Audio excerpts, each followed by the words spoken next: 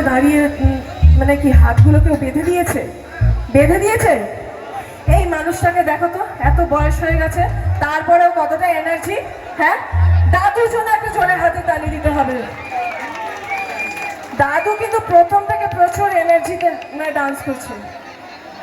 আরে প্রীতম প্যারে বন্দুক মেলো তো খোলো